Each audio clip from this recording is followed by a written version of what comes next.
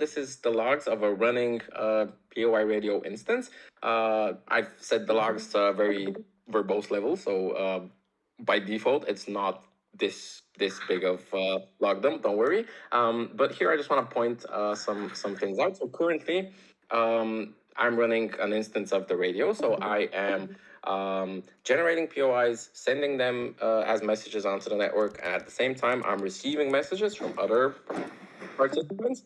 And on a given interval, I am comparing the remote POIs that I've received from other participants with my own. And maybe just call out a few logs here. You can see where we've validated incoming messages, and you can see the contents of those incoming messages. You can see that we're also sending messages, and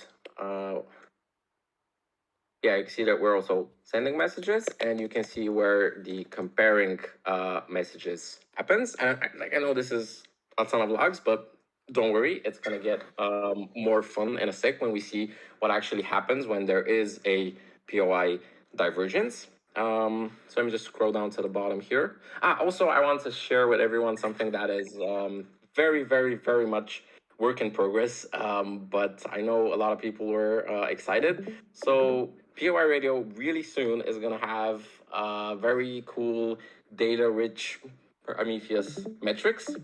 This is just a very small sneak peek. Right now, we only have these boring graphs of number of valid messages, which I've been running the radio for a while. So obviously, it's only number go up, and right now it's like 1,372. And then this here is the subgraphs that we are actively comparing to other participants in the network. There's only two, and again, I promised to share a video when the metrics get a bit more fun, but again, this is like a small sneak peek into what's coming. So now we currently have two other instances of the radio running that are sending messages that have the same POIs, which is obviously pretty boring. Let's see what happens when we start getting divergent messages. So just bear with me for a second, because I'm using a setup, a fake setup, because I don't have a lot of testnet indexers I can run on the same time. In the meantime, if there's any questions to what we've spoken until now, that'd be great. Otherwise, yeah, we're just waiting for the divergent instances to start.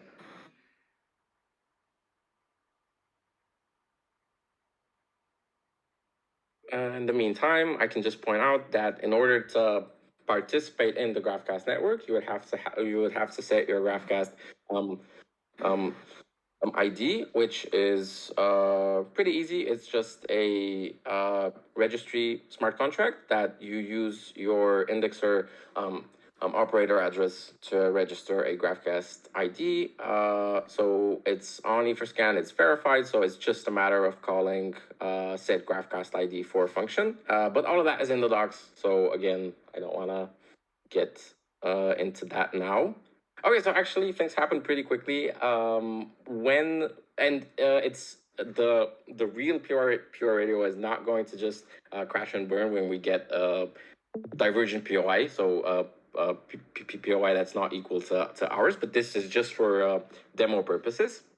So even here, you see it says POIs don't match for whatever subgraph on whatever network and on whatever block.